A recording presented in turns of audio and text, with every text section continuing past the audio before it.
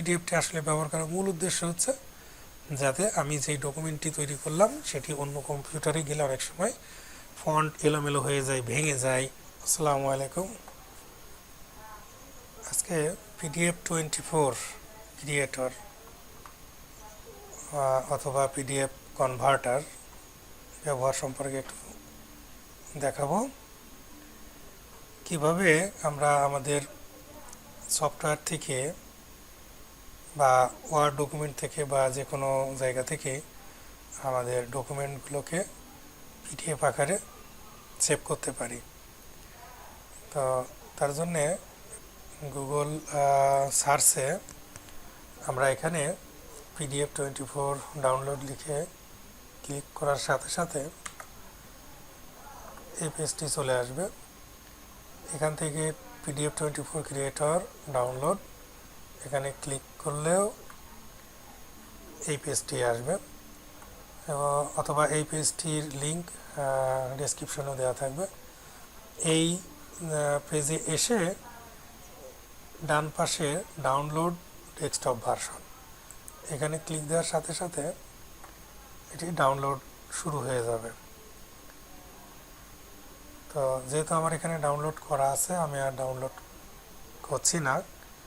Download হওয়ার পরে এই ডাউনলোডের উপরে ক্লিক করে অথবা শো ফোল্ডার ক্লিক করে PDF24 এর উপরে ডাবল ক্লিক করলে অন্যান্য সফটওয়্যারের মতো ইনস্টলেশন শুরু হয়ে যাবে। এখন আই অ্যাকসেপ্ট দ্য এগ্রিমেন্টে ক্লিক করে নেক্সট নেক্সট নেক্সট ক্লিক করে অন্য সকল সফটওয়্যার ইনস্টলেশনের মতন ইনস্টল কমপ্লিট করি।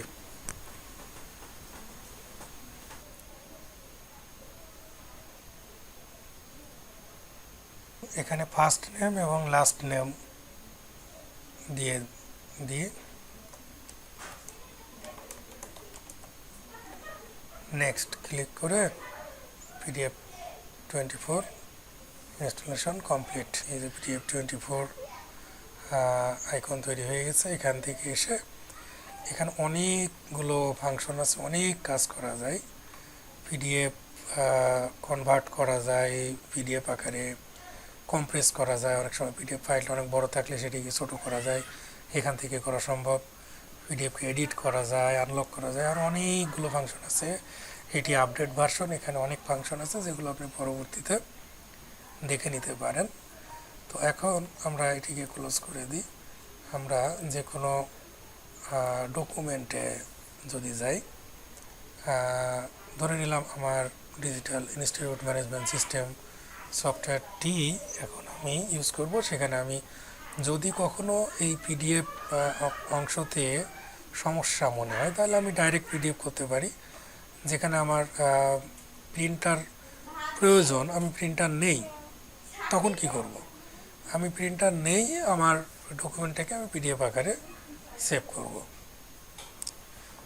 আচ্ছা, এখন আমি ষষ্ঠ শ্রেণীর যেহেতু আসনপত্র প্রিন্ট করতে চেয়েছি, এখন দেখুন এখানে প্রিন্ট, যেটা প্রিন্টারে প্রিন্ট করতে গেলে যেই অপশনটি দেখায় সেই রকম ডায়ালগ বক্স এসেছে। এখানে প্রিন্টার সিলেক্ট করতে বলছে। দেখুন এখানে ডিফল্ট হিসেবে PDF24 কিন্তু প্রিন্টার আকারে এখানে সেট আপ হয়ে আছে। তো এখান থেকে যদি ডিফল্ট আকারে নাও থাকে তাহলে এই ড্রপডাউন বাটনে ক্লিক করে এখানে PDF24টি সিলেক্ট করে ওকে করলে তখন এই প্রিভিউটা আসবে।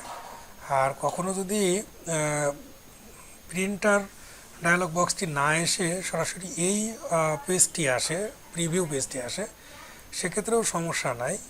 এখানে কন্ট্রোল চেপে ধরে পি চাপলে আবার সেই ডায়ালগ বক্সটি চলে আসবে। সেখান থেকে PDF24 না থাকলে সিলেক্ট করে জাস্ট ওকে ক্লিক করলে এখন এই পেজটি আসবে। এখান থেকে কি করতে হবে? Save as PDF.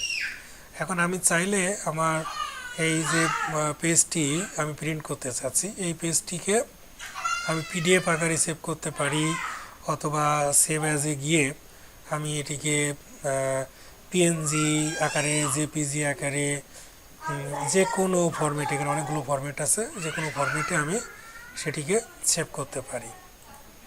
তো আমি যেহেতু পিডিএফ করতে চাচ্ছি তাহলে সেভ অ্যাজ পিডিএফ। এছাড়াও আমরা চাইলে কিন্তু পিডিএফ প্রিভিউ দেখতে পারি, যে পিডিএফ করার পরে সেটি কেমন দেখতে হবে সেটিও এখান থেকে আমরা দেখে নিতে পারি। তো আমরা এখন সেভ অ্যাজ পিডিএফ করি, ক্লিক দিলাম। এখন জায়গা আছে কোথায় সেভ করব, তো আমি ডেস্কটপ দেখিয়ে দিলাম। ফাইল নেম অটোমেটিক হয়েই আছে, ফাইল নেম দেখানো লাগবে না, জাস্ট সেভে ক্লিক দিলাম। এখন আমি দেখে আসি ডেস্কটপে। এই যে আমি ডেস্কটপ সিলেক্ট করেছিলাম, সেখানে আমার ডেস্ক লেভেল ক্লাস 6 এটি পিডিএফ আকারে সেভ হয়েছে। এখন এটি ওপেন করলে আমার সেই পিডিএফটি শো করবে। তো এই হলো মোটামুটি পিডিএফ 24 সফটওয়্যারটির সাহায্যে কিভাবে আমরা যে কোনো ডকুমেন্টকে পিডিএফ তৈরি করতে পারি সেটি দেখে নিলাম। সেই সাথে আমার এই ডিজিটাল ইনস্টিটিউট ম্যানেজমেন্ট সিস্টেমটি ব্যবহার করতে গিয়ে অনেকেই ডাইরেক্ট পিডিএফ করতে গিয়ে অনেকের সমস্যা হয়ে যাচ্ছিল বলেছেন। তারা আশা করি এই সমস্যাটি থেকে মুক্তি পাবেন এই সফটওয়্যারটি ব্যবহার করে। তো আমরা এছাড়াও যে কোনো ওয়ার্ড ফাইল থেকেও দেখে নিতে পারি কিভাবে ওয়ার্ড ফাইলকে আমরা পিডিএফ তৈরি করতে পারি। আমরা ওয়ার্ড ফাইল ওপেন করলাম, এখানে আমরা কিছু একটা লিখতে পারি।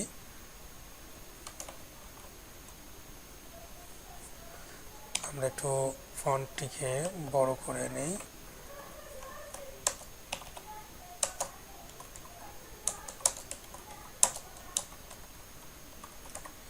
আই লাভ মাই কান্ট্রি এটুকুই লিখলাম, বাকি যা কিছু কাজ করার আমরা সেগুলো তো পারি।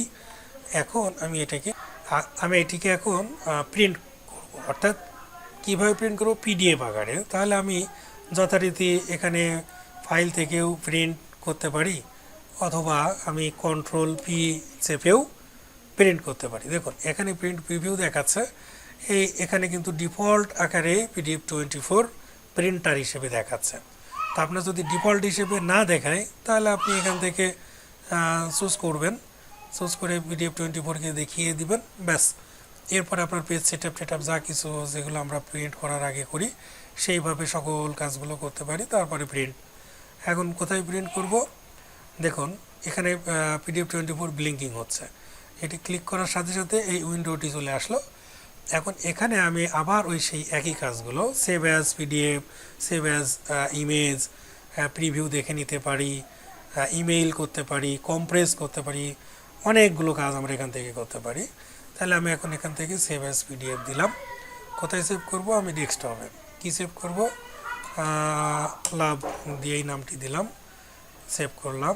এখন দেখি ডেস্কটপে গিয়ে দেখুন এই যে নতুন পিডিএফ সেভ হয়ে গিয়েছে। এটিকে ওপেন করি, দেখুন এটি একটি সুন্দর পিডিএফ তৈরি হয়ে গিয়েছে, যেটিকে এখন আমরা বিভিন্ন কাজে ব্যবহার করতে পারি। পিডিএফটি আসলে ব্যবহার করার মূল উদ্দেশ্য হচ্ছে যাতে আমি যেই ডকুমেন্টটি তৈরি করলাম সেটি অন্য কম্পিউটারে গেলে অনেক সময় ফন্ট এলোমেলো হয়ে যায়, ভেঙে যায়, বা অন্য কোনো সমস্যা হয়ে যেতে পারে। যার কারণে পিডিএফ আকারে যদি আমি এটিকে সেভ করে সেন্ড করি অন্য কোনো কম্পিউটারে ওপেন করি তাহলে সেটি অক্ষত অবস্থায় পাওয়া যায়। তো এই ছিল মোটামুটি পিডিএফ 24-এর ব্যবহার। তো আশা করি বুঝতে পেরেছেন এবং সহজভাবে ব্যবহার করতে পারবেন। ধন্যবাদ সবাই।